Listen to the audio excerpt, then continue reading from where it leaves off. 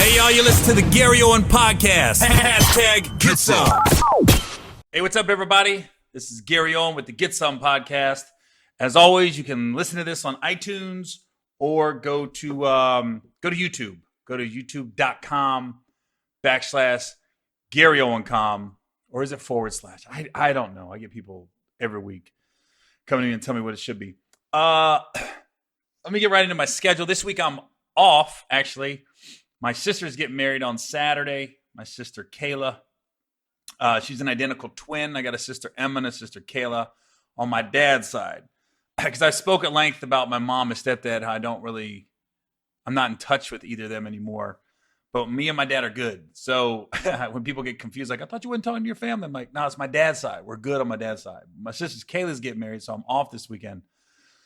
But next weekend I'm back on the road. October 18th, I'm in Petersburg, Virginia at the Virginia State University Multipurpose Center. And then October 19th, I'm in Oklahoma City, Oklahoma at the Cox Convention Center. October 25th, I'm in Augusta, Georgia at the Bell Auditorium. Is that where James Brown's from? I think he's from Macon. Is he from Macon or Augusta? I don't know. I'll look it up. Augusta, Georgia, October 25th at the Bell Auditorium. And then October 26th, I'm in Mobile, Alabama at the Mobile Civic Center Arena. And that takes you through October. So, yeah, I got to look it up. James Brown. Is he... hold on. Let me just see where James Brown's from. James Brown. I know he's from Macon or Augusta. Wikipedia. Well, he was born in Barnwell, South Carolina. But where did he grow up? He grew up in... Where's he at? Elko, South Carolina. Where the hell's that at? I know one of them. One of them's got a theater named after him. Pretty sure. There, Gospel Brown sang after a music box. Went to jail. Dang, he had a hell of a life. James Brown had a hell of a life. Later, they moved to Augusta. I was right. So, yeah, Augusta, Georgia. Home of James Brown. Moved there when he was 4 or 5. That lets you know. This is before the internet.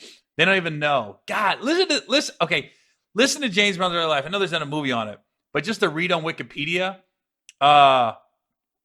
it reminds me of Richard Pryor's life, where the Brown family lived in extreme poverty in Elko, South Carolina, which was an impoverished town at the time. They later moved to Augusta, Georgia, when James was 4 or 5. His family first settled at one of his aunt's brothels. They later moved into a house shared with another aunt. Brown's mother eventually left the family after a contentious and abusive marriage and moved to New York. Brown spent long stretches of his time on his own, hanging out on the streets and hustling to get by. He managed to stay in school until the 6th grade. That is crazy. That's unbelievable. So that's where I'll be. Home of James Brown, Augusta, Georgia, in a couple weeks. So last week, I finally got to go on Fighter and the Kid podcast with Brendan Schaub and Brian Callen. And for you who don't know, like about 6 months ago, somehow my name came up on their podcast. And Brian Callen said, yeah, I heard that guy's volatile. Yeah, I heard that guy's kind of hard to work with on the road. And I was like, what? And I'm sitting there, I was laughing about it. And then, and to Brian's credit, he apologized immediately. He's like, I don't know why I said that. We got to get Gary on the podcast. I'm sorry. So I finally got to do the podcast, and I had a great time. Both Brendan and Brian are great guys. Their podcast is one of the top podcasts in the country. And I do read people's comments, and I heard people say I say and a lot. So I'm going to work on that this podcast. But when you're talking by yourself, I think it happens a lot because you just don't want dead air. So I think that's why I say because I'm just biding time to the next sentence. If you're talking with somebody, having a conversation, you don't say or as much. But when you're by yourself, yeah, I didn't realize how much I did it until, not a lot, but a few people make comments on my page. And I'm like, maybe I do say that. See how I just paused right there? Paused again. Didn't say or I think that's just a way of filling dead space so you don't feel like nobody's saying about anything. Because it's crazy when you do a podcast or you talk by yourself like I'm doing. A pause that might be like a 2-second pause, it feels like 10 minutes. So in your brain, like, oh my God, I got to say something else. I don't want to lose listeners. So you fill it with or you fill it. Some people do it because they're nervous. I see public speakers doing it quite a bit. Not seasoned public speakers, no, but like people that don't speak in public often, I catch it when I see that type of person speaking in front of a large or small group of people. So I think sometimes I do it just because I'm by myself and I feel like, oh my God, I cannot take a breath. I got to keep talking. So I did notice after people told me. Now, it's freezing in this house. That's why I keep rubbing my nose. I'm like, I did it again. So I did Fire in the Kid. And what struck me, it's one thing to do somebody's podcast. I'm always curious as like how it's run. So like when I did Theo Von's podcast, he had this, you would drive by this freaking, it looks just like a almost damn near an abandoned building, just like a normal corporate building. And you would never know that Theo Von does his podcast inside of there. Well, where Brian and Brendan record their podcast in LA, it's actually in Santa Monica. It's its own building, and they do nothing in there but like podcast, social media type things. Now, Brendan does do his show, Food Truck Diaries. He does that out of there. That's where they do I don't know if they do all the editing. I didn't know if I saw Editing Bay, but it's a pretty impressive it's an impressive like infrastructure that they have there. How they can just be in-house and create content that millions of people can see, all outside of the machine, let's call it, the Hollywood machine. They're just creating their own space, their own way, and their own careers. And we talked about it at length on their podcast of how when we first started, me and Brian, it was, you were at the mercy of network execs and movie execs and comedy execs at certain networks. Now the narrative's completely changed. And Brian said something to me that I didn't realize. He said, you have an incredible ability to eat shit as far as like bombing and still coming back. And not that I was bombing because the jokes wasn't funny, but early in my career, I had some rough sets. One at a gay bar in West Hollywood, a place called The Rage. I did it again. First time on stage at the Comedy Store in La Jolla, I got heckled by the comedians and got banned because I smarted off to them. I probably told this story before because I do read you guys' comments when you say you tell the same stories a few times, but you're on different people's shows, so you're exposing yourself to different audiences, and not everybody watches. Like if you look at you tell somebody's podcast, you tell a story.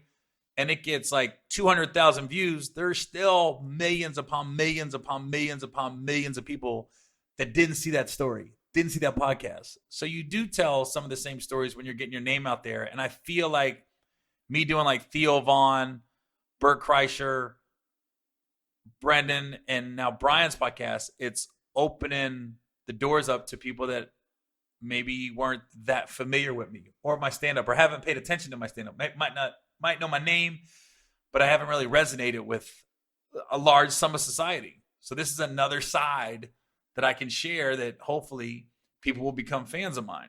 So that's why when they ask me about my story, how I became this white guy that's huge with black audiences, I mean, a lot of stories are similar or the same because I'm telling the same stories. I can't change how I came up in the comedy business. If they don't know, then, and that's what amazed me. Brendan and Brian were asking me a lot of the same questions that Theo and Bert asked me. So they didn't even see the podcast. So they didn't know the story. So getting back to the building that they have, I mean, Brendan was a UFC fighter. Brendan Schwab. Sorry if I'm mispronouncing his name. Brendan Schwab. And now he's got 3 shows all out of this building in Santa Monica. He's got Fighter and the Kid, which is a podcast, and he has King and Sting, which is him and Theo Von, another podcast, and he's got Food Truck Diaries, which is a show on Showtime where he gets UFC fighters and they go to a food truck, they order some food, and they just talk about the business of UFC, what fight they got coming up, experience they had in the past, but it's all over food, and they get to promote a food truck. They get free exposure, basically. And I told him a story of, it was funny. I said, have you guys heard of, I said, oh my God, Tom Joyner? He's a morning show host. And they weren't that familiar. And I said, he is basically the Joe Rogan to over 40, maybe even 50-year-old black people. Like Joe Rogan is the guy for white males from about 18 to 45. Joe Rogan's the guy. Whereas Tom Joyner's the guy for black people, men and women, over 45. I say Tom Joyner's the guy. But Tom's great, man. Radio show host. But Tom used to do this thing called the Sky Shows. And he'd basically do one of his morning shows live in different cities. He'd do it once a month. And one year he did it in Richmond, and he hired me to be the man on the street in Richmond. So it's a radio show, but then it would air on, one of the networks. I'm not sure which one. I don't know if it was TV1, BET, Centric. I'm not sure, but he made it into a TV show eventually, the Sky Show. So he'd bring in like Jill Scott, and then he'd bring in a comedian, and then he'd do the Sky Shows. So the singer would come and do 2 different sets. They do like a couple songs, and they come back a couple later to do a couple songs, because it was a 4-hour show. Now, when it aired on TV, they cut it down to an hour, but it was a 4-hour recording. So the singer, whatever, let's say we're in Philly, he would bring in Jill Scott, local girl, and she would do like 2 different sets. She'd come out about 7 a.m., do a couple songs, and she'd come back at 9 a.m. and do a couple more songs. And then you'd have a comedian go up every Sky Show. So this one was in Richmond, Virginia, and I'll never forget it. And I'll show you how this correlates into Brendan doing the Food Truck Diaries. So he said, yeah, when we do the Food Truck Diaries, basically they get to order some food, and they're not charging them for the food because it's free exposure for whatever that food truck is. And they comment on how good the food is. So we go to Tom hires me, and I'm running around Richmond. I'm showing the city, got this camera crew with me. Then we go into this place called Croakers Fish Spot in Richmond, Virginia. And we go in, and we sit down. We got the cameras. We order. It's famous for their fish boats, these fried fish boats, right? So we order the fish boats.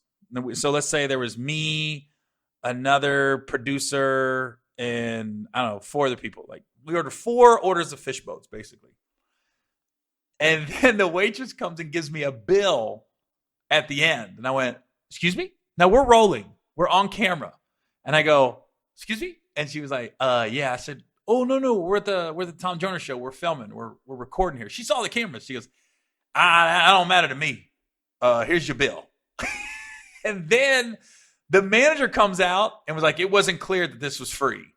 I said, oh, so you want to be on the TV show, but yet you want to charge 4 tiny ass fish boats, which the bill was like $40. They're like $10 a pop, these fish boats. And it was like, do we argue with this? I said, no. I'm just going to pay it, but I'm going to talk about them tomorrow. So I remember on the live show the next morning, because the Sky Shows were 6 a.m. to 10 a.m. It was basically a morning show. And it was always amazing to me that people would be out there at 5 a.m. lined around the block. And we do it in a big theater, whatever the big theater was in the city. So we're at this big theater in Richmond, and people were just lining up at like 4 a.m. because you get a free concert and everybody gets free gifts. But I went in on Croakers so bad on the live show. And I can't remember what they aired because they got to edit it down when it aired. But I just never forget. The waitress like, shit, I don't know about that. They didn't tell me this shit was free. And then the manager came out and co-signed like, yeah. You guys got to pay. I was like, what the? I was just so thrown. I was like, I can't believe you. I don't know if they invited us or what, but it was Tom. Here's the thing too. Tom always went to like black-owned businesses. He's really big into black entrepreneurs, black-owned restaurants. So he wanted to give exposure to this black-owned fish spot that And the food was pretty good. But I was so amazed. I was like, God, what? You realize what you're doing right now? Do you realize? So you're getting all this exposure. It's $40, which really at your pocket after the food markup, it's probably $20 worth of food that really you paid for. And that I was just like, whoa! I never went back to Croakers after that. I was like, I just can't support a business like that. I just can't. I was like, what the? And every time I go to Richmond, not so much lately, but for a long time, every time I go to Richmond, I'd be like, hey, what's a good spot to eat? Because I always like to find local spots, whether it's a coffee shop or a restaurant. I like to find mom and pop's own stuff because I always feel like the food's better. And I don't know, you can get Chili's, you can get TGI Fridays, you can get Chipotle, you can get that everywhere. I like to eat stuff I can't get unless I'm in that city. Whether it's good or bad, at least I know. Every time I go to Richmond, people always recommended Croakers. And even on my podcast, this is probably the most exposure Croakers got in a while. But I just could never go back because I was like, I can't support a business like that after they did that. I was so amazed. I was like, wow, you're on a TV show. You're getting exposure. The waitress was the best, though. I don't know about that. Put that damn receipt on the table. And then I said, can we, and I'm all polite, can we speak to the manager? Manager comes out and goes, yeah, no, nobody told us that this was free. We had to pay. I ended up paying out of my pocket. And I never went to Tom about it. Listen, as you go tell Tom, I go, it's $40. I'm going to talk about it on stage the next day. I go, it's really, Tom's got so much shit going on. I'm not about to pull him aside and be like, hey, man, I need that $40 back. Here's my receipt or anything. I just was like, whatever. It's $40. I ate some food. So yeah, but I was Daisy. Keep it down. Can't control his dog. I said, again. We got construction workers in the backyard. We're getting our backyard done right now. So my dog goes crazy when anybody walks through the backyard. So if you hear barking, that's what it's for, because she just sees the construction guys back there working. See, it was impressive, man. And then what was funny was why we were filming Fighter and the Kid. Right when I got there, I walked in this building, and it's a whole conglomerate. I mean, there's all these little rooms where they do all these different podcasts. There's one called Below the Belt. There's Fighter and the Kid. Then they got a green screen in this room in the back. And as soon as I walked in the building, I smelled this weed. There was like weed smoke everywhere. And one of the producers came and go, yeah, we got Matt Barnes and Steven Jackson and somebody else in the back. They're filming. They were filming something.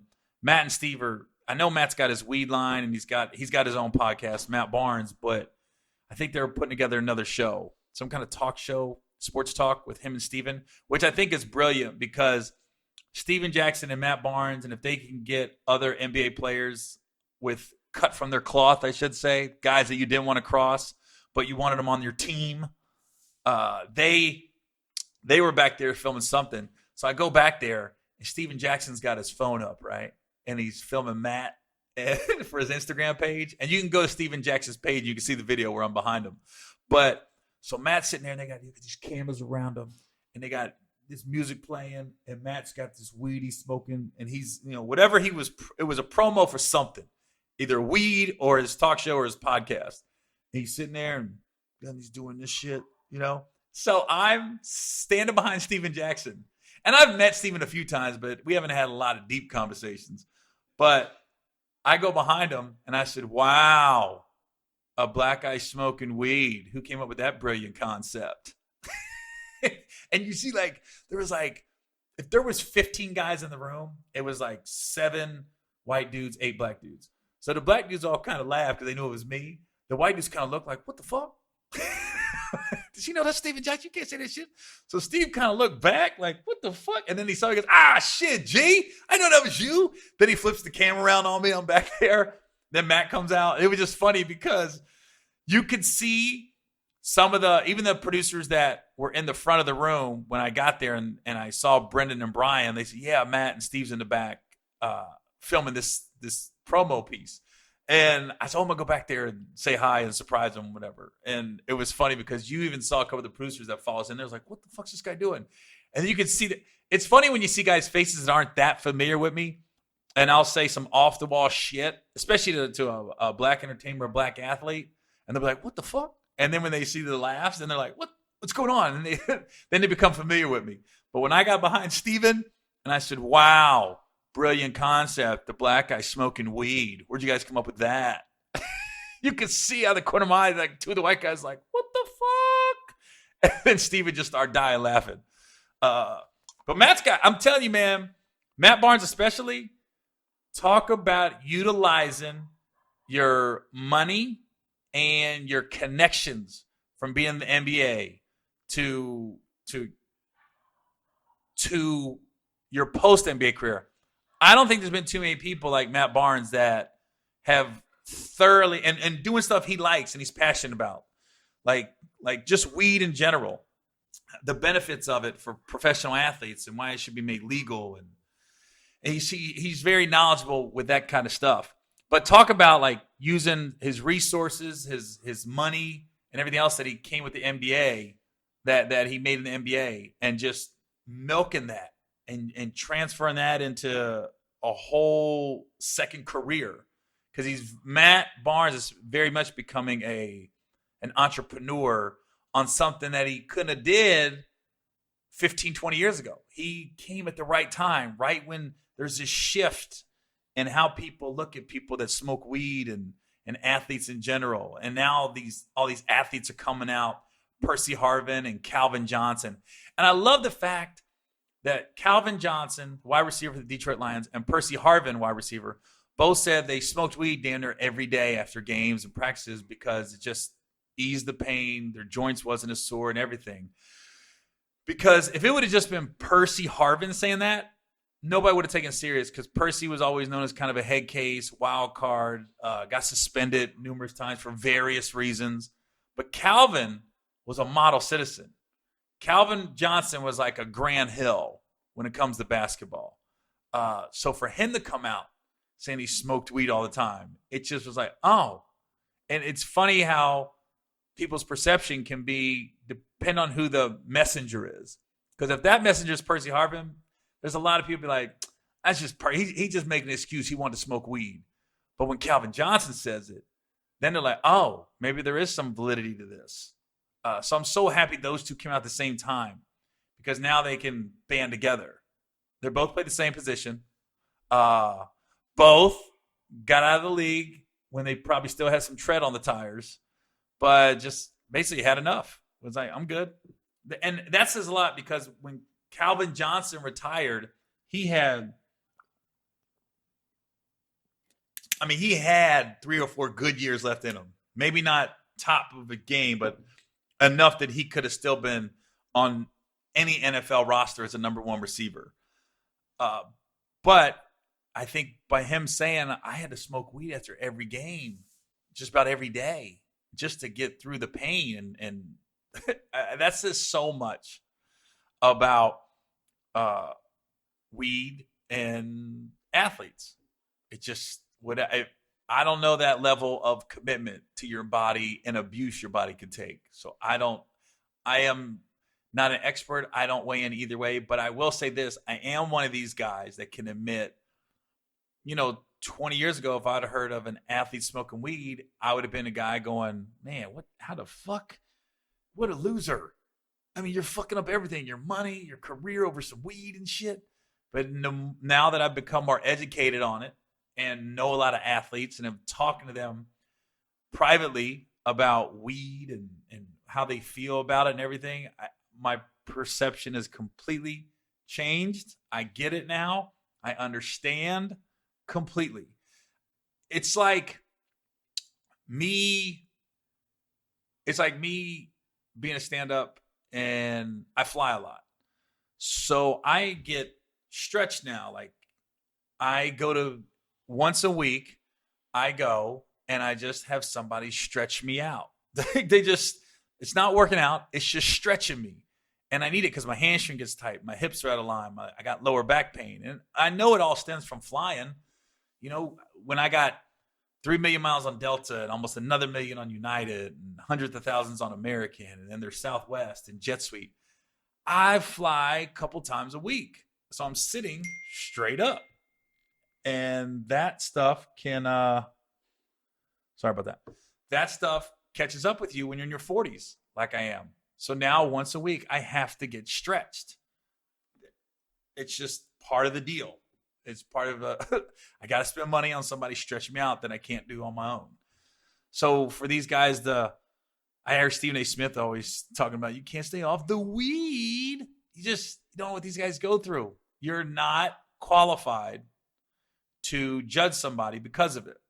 And I think we're getting to a point where more and more people are accepting the fact that these guys need this weed to function, to deal with the pain and abuse they put their bodies through. So I'm one of these guys that have come around.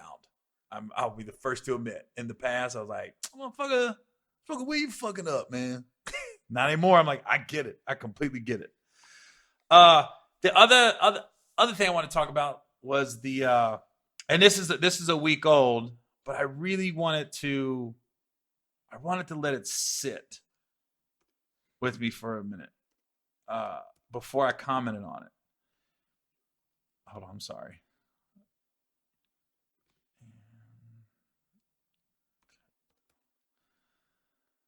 Is the Amber Guyger case, the police officer that shot Botham Jean. I don't even know if I'm saying his name right, and I feel like an asshole if I butchered this, but I know everybody saw his brother, Botham Jean's brother, hug her, forgive her, and I see both sides. Some people are like, I ain't got that kind of forgiveness in my heart, and other people were like, oh, it was beautiful to see and stuff. What I always took away from, when I first saw it, I got a little like, whoa, that was cool that he did that. And then when I started thinking about it, I was like, I don't know if I could be forgiving like that. There's a couple things I took away from this case. And this is I know everybody knows the case I'm talking about. I don't have to get into details about it. But this is the female police officer in Dallas that walked into what she thought was her apartment, and she walked into the wrong floor, and she walked into this black man's apartment. I'm going to say that because I think race and gender had a big part of this case. She walked in and they said she feared for her life, and she shot him. The guy was eating ice cream, watching Thursday Night Football. Never had a police record, never got in trouble with the law, anything. Couple problems I got with this case is how when it first broke, there were some media outlets that tried to portray the gentleman as a criminal. Like there was marijuana in the system, or there was marijuana in the apartment. Big deal. And I mean, the guy's lived his entire life how you're supposed to live. Kind to people, religious, and it comes from a good family. And then this Amber, this cop, goes in there, shoots him, and once she gets found guilty, so then a lot of people were celebrating that. Then the next day, 10 years in prison, they was like, that's all his life was worth, was 10 years. And I think, looking at it, I think they said, what if it was the other way around? What was a black person shooting a white person? I said, well, let's slow down. Let's go even further. What if it was a black female cop that shot a white male? Because this is a white female shot a black male. Would the sentence be the same? And I think you could say whatever you want, but we know it would have been stiffer. Anybody with common sense and knows how the justice system works and knows how we perceive people off initial reaction without getting to know them, without knowing the whole story, without hearing them speak, I think without question, that sentence would have been a lot stiffer. It would have been way longer than 10 years. But when his brother went up there and forgave her and said, I don't want her to go to jail, and I forgive her. I love her as a sister. I have to, because I've given myself to Christ, and that's what you're supposed to do. And he asked her to give herself to Christ. That's what he wants her to do. And then he said, "Can I hug her?" And then they went for this long embrace. And I never seen nothing like it. I never seen basically a convicted murderer be allowed to hug somebody, a family member making basically an impact statement. And then not only that, but then the judge, who was a black female, hugged her. And then there was a picture of the cop combing her hair. Now, I don't know if there's been other instances where somebody was in court and somebody fixed their hair. I'm sure there I think that was a big deal about nothing. The hair combing. I think somebody took the picture and then people went and ran with it, because whether it's the worst convicted murderer of all time, if he comes in and there's a hair in front, or there's a hair to place, somebody might come up behind him and fix it. Whether it's his lawyer or just somebody sitting at the desk, that's why you wear a suit. That's why most guys get clean shaven. So when I saw the cop combing her hair, I just didn't think that was a huge deal. Now, the judge hugging her, I don't know what the story was on that. I never heard why the judge hugged her. But the brother, the statement he gave, that everybody is either really for or really feels like it was too much. Okay, where is this guy's name?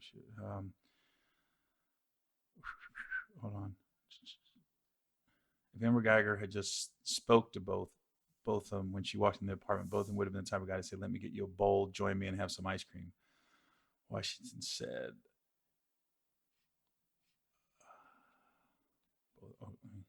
hold on, I'm sorry, guys. Google. Botham Jean brother.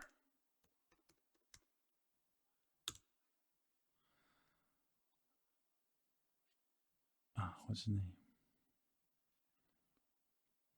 Brant. Okay. Brant Jean was Botham Jean's brother's name. So when Brant was up there talking and he asked for a hug, at first I was like, wow, that I got like that was nice to see. But then I was like, whoa, there's a lot of layers to this. There's a lot to unfold. And I think the bottom line is, it's not about how we feel. This is going to have, it was his brother that got killed. And this is his way of dealing with it. If he's a really religious person and you really forgive like you're supposed to, then this is his way of living his life the way he's given his life to Christ. That's what people do. You forgive. So he forgave her. And when you forgive somebody, it's not for them. It's for you. It's to give you peace so you can keep living your life and be productive and be a good person. Now, I thought the sentence was a little lenient myself. Do I think Amber is a threat to society from here going forward? I don't. I don't think she should be a cop. I don't think she should be allowed to carry a gun. But I also don't think she's going to be a threat to. I think when she gets out in 10 years or 6 years, whatever it ends up being, she could very much. I think she'll end up being like a Casey Anthony, where she just disappears almost. You guys remember the Casey Anthony case, the lady in Orlando that killed her daughter, and then she got off, and everybody thought she was guilty, and she got off, and then she just went. She just basically disappeared, moved out of Florida, and I heard she was in Ohio for a while. Every now and then she'll pop up on something. At one point, I think she was trying to capitalize on her fame a little bit. I don't know what it was for. I've heard numerous different stories. I don't know if it was a book or some kind of video. I'm not sure. But for the most part, she's like disappeared. I think if I'm going to call it 20 years from now, I would bet money this Amber Guyger, I bet you it's the same thing. She just, whenever she gets out of jail, she's just going to disappear and live a low life. Just going to lay low. So it's not for us to say. That's his way of dealing with things. It wasn't our brother that died. we don't know him like he does. We don't know. He said his brother's wishes would have been to forgive her and to move on with our lives. A lot of times in cases like these, I think not only is there jail time, but I think when they get out, to really show you've, changed and everything, I think it should be mandatory that you speak to other people about what you've done and the repercussions it had on you, and how one bad decision can change your whole life. Because do I think Amber is a threat to society? No. I don't think she's going to be out there wilding and hurting people. But a lot of people said she's not really sorry because, she was trying to cover ass and lie and everything else. I said, but anybody would do that. Everybody does that. If you know you're facing life in jail, you will do anything to keep from that happening. So in her mind, she's probably got a police force behind her. She's got a lot of guys that are telling her, hey, this is what you got to do. At the expense of Botham Jean, the guy she killed. We're going to have to paint him as a criminal. We're going to do this and do this and do this. So yeah, it's wrong. It's fucked up. But at the same time, 90% of people would do the same thing if they feel like they're going to jail for the rest of their lives. They're going to do whatever they got to do to keep their asses out of jail. What I think happened was this was a terrible, terrible accident. I don't think she went in there to kill him on purpose. I think I don't know if there's alcohol or what. I don't think she's paying attention. She was out of it. She freaked out. She shot him. And instead of just, owning up to it, holy shit, I fucked up. I wasn't paying attention. I was sexting somebody. I was doing this and this. You immediately go into, fuck everybody else. I got to save myself. That's how 90% of people think, whether you want to admit it or not. So I don't think I can forgive her like he did. That's another level of forgiveness. I can't even fathom. I can't even fathom what the family's going through. She should never be able to own another gun, though. And there's no way she's going to be on the police force when she gets out. And 10 years is not a lot. And I think her being a white female, had a lot to do with it. A lot to do with it. Just because you're also looking at a male versus a female versus a male, which is males are typically stronger. So the whole fear for your life, that kind of helps her being a female in that case. She's smaller, weaker, everything else that goes when you think of male versus female. But like I said, if this was a black female cop off duty, sexting, just not in control. I'm sorry about the dings. Sorry, I gotta put this on mute. It was just a terrible circumstances. How one decision can just fuck up your whole life, man. Just one bad decision, just irresponsible, not paying attention, and you freak out. You just freak out, and then it just sucks that. And I don't want people to listen to my podcast and think I'm defending her. I'm not. What I'm saying is, when you are faced with life in prison, 90% of people go into self-preservation. I have to save my own ass, even if that means assassinating another person's character. That's what she did. That's basically what she did. And she didn't come up with that on her own. There were people that told her to do that, and people then put them wheels into motion to make that happen.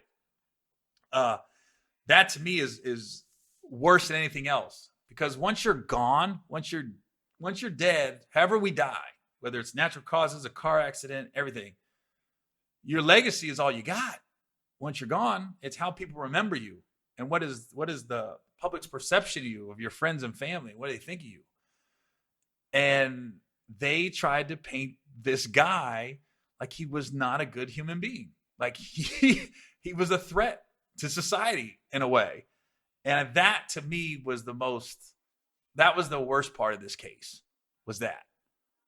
Especially when you come to find out he was exactly what you want in a neighbor, in a friend, and a brother, was that. was this guy. So that was worse. So now that the sentence is done, she knows what she has. Hopefully everybody can get to healing. And I hope she apologizes. I hope at some point she comes to realize and apologizes for. It's one lying to cover your own ass. I get it, but also to try to assassinate this guy's character. Once the dust settles and she can start doing that, because that to me that's worse. That's the worst thing about that, especially when you know how somebody is. And the fact that right off the bat somebody said he had marijuana, I was like, what does that have to do with anything? What does? There was one news outlet that said there was either marijuana in his apartment or marijuana in his system. I was like, what does that have to do with anything in this case? The man was in his own apartment watching Monday Night Football, Thursday Night Football, eating some ice cream. What does that have to do with anything? When does having weed in your apartment or smoking a joint justify getting killed? When you're just sitting there. I can't even imagine the circumstances that moment before she pulled the trigger. What was going through everybody's heads? Her head and his head. Oh shit. What was going on? So to me, that was the worst part of this whole thing. And that's right now, Amber, now that she's going to jail and everything else that's going on, her focus, I would hope people were in her ear, is telling her what you need to do now is rebuild that man's character and tell everybody what a good person he was and what a good family he comes from. And to me, that's the only, I don't know. There's no winner in this. It just sucks all the way around. There's nothing. All right, I've talked enough on that. So my sisters get married this weekend. I got two sisters, identical twins. I've talked about them at length. My sister Emma got married last year. And if you looked at my Instagram from her wedding last year, it was the whitest wedding. I made fun of it. I go, it's the whitest wedding I've ever been to. So we go to the church, and then I'm part of the wedding party. So then we get on this party bus, and we head over to just drive around town to get pictures and stuff. Then we head to this hall, and it was a good wedding. It was smooth. It was fun. She looked beautiful. My sister, everything was good. She's a good man she married to. His name's Greg. Good guy, small town.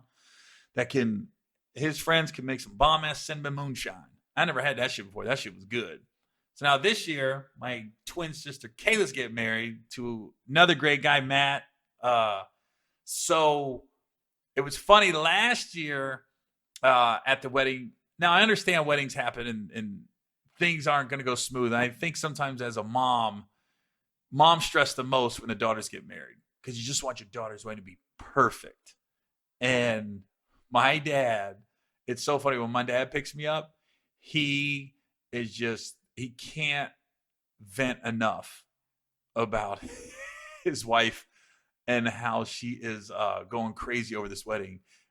My dad's so funny when he's like, man, I ain't got no free time. Every day we got to do something else. We got to taste this cake or pick out this dish or get this suit ready and everything else. This is when you know somebody's stressed. This is when you know, and I get it. His wife, Jane, she's a great lady. Don't get it twisted. But I got asked to be in the wedding.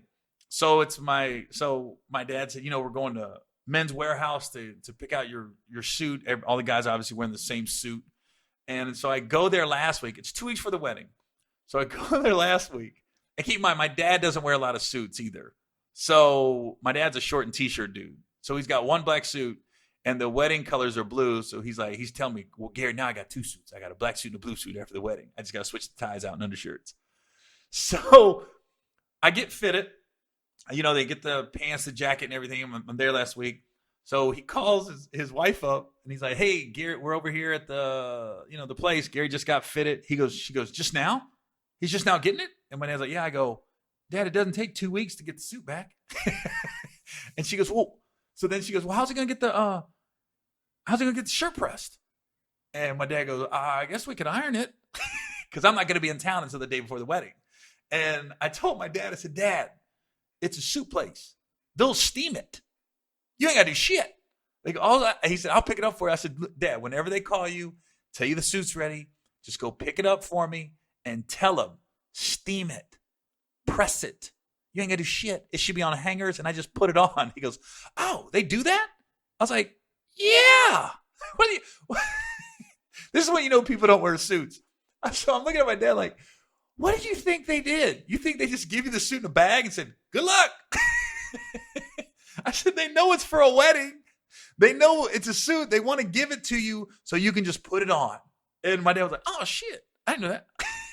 I was just like, it's funny because sometimes my dad will do stuff and I realize, oh, my God, I can't believe that.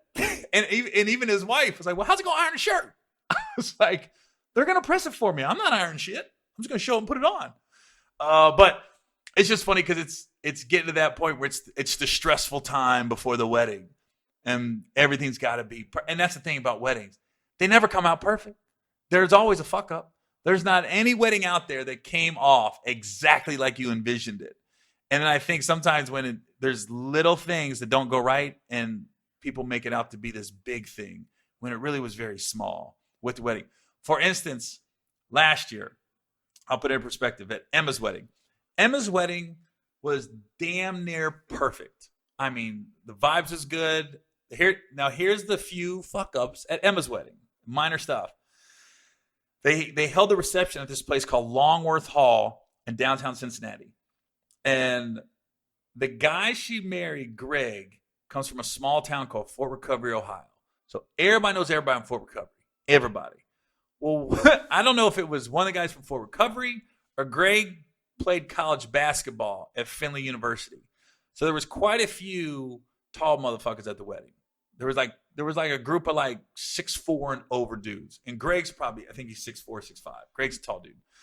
So my dad goes, man, one of these motherfuckers put their head through the stall in the bathroom. I guess one of the guys got drunk and right over the urinal, somebody just went, bam, put their head right through the wall. So there's a drywall with with a head dent in it. And nobody knows who did it. I don't know if my dad knows to this day who did it, but they got to pay for that.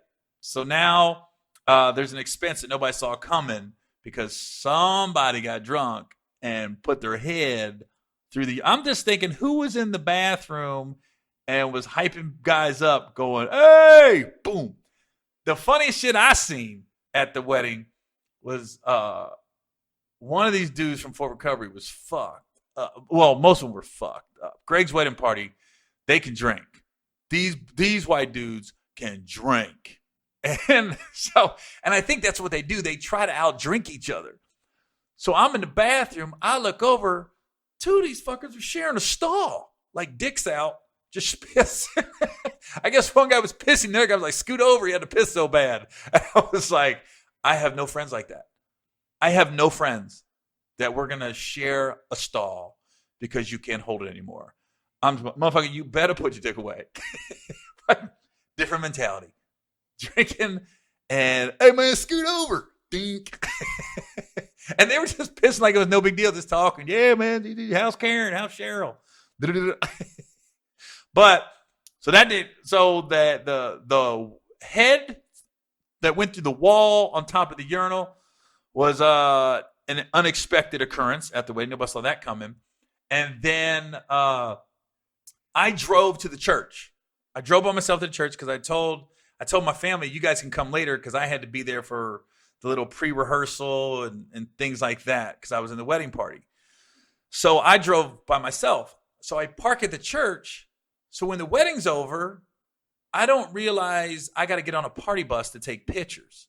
So I get told, you got to get on the party bus, man. We're driving all over the city and getting great pictures of, overlooking the river and Cincinnati and stuff. I said, oh, okay. So I get in the party bus. The party bus doesn't come back to the church. It goes to Longworth Hall. So now when the reception's winding down, I'm like, how the fuck do I get back to my car? Because my family left early. I'm the first one to admit, I'm usually one of the last people to leave a party. My wife always says, you don't know when to fucking leave. You stay too long. If I'm having a good time, I don't know. I just want the party to keep going. So I'm always one of the last people to leave. So a lot of people had left or they were leaving. So now I'm out. I'm literally in the parking lot like, I don't know what to do. the way the Longworth Hall was set up, the Uber just was lost. I called an Uber. He could not find it because my location was pinning as like, I don't know where it was pinning to, but it was not pinning to where I was. So he couldn't find me. And I go, so I had to cancel that. So I'm struggling. I'm sitting out there. So anyways, I got to write back. My cousin finally came out, my cousin Joey, and drove me back to my car. But I was stuck. So that's just, I told my dad, I go, hey, Dad, this year, can you make sure somebody can get me back to my car? Because I was fucking, but that was, my thing was, I got it. It was the wedding, stressful. The last thing people was worried about was how we going to get Gary back to his car. So I was like, it just happens. It's part of the wedding. But that's another unexpected thing that, damn, can you imagine everybody would have left him just sitting there? I'm glad we had a good time. Looks like I'm walking back to the church 20 miles away. So that, I mean, that's what I say. All weddings, they don't go perfect. So even with my sister Kayla getting married this Saturday, something's going to happen. And it ain't going to be smooth. I promise you that. Who knows? Let's just hope nobody's pants ripped and nobody shares a stall this year. And nobody puts their head through the urinal. I think that's still one of the biggest mysteries was who did it. So anyways, I'm looking forward to the wedding though. It's going to be fun. Hopefully I'll have some cinnamon moonshine again. And just go to my Instagram this weekend because I'll be up there videotaping the whitest wedding ever. Because they got some cousins on my. So my dad remarried. So my stepmom's side of the family, man, she's got some nieces. They're two of the funniest girls. If you just catch them in the background dancing or just their facial expressions, they're so funny back there, and they really like to play into the whiteness. Like if I say whitest wedding, they start really moving to Maroon 25 or Maroon 5, whatever the fuck the group is. I don't know, Hall & Oates. They're just funny. So make sure you watch my Instagram because I will be videotaping at length Whitest Wedding Part 2, Kayla and Matt this weekend. All right, y'all. I'll see you guys next week. This is Gary Owen with the Get Some Podcast. If you want to listen to my podcast, just go to iTunes, search Gary Owen, #GetSome.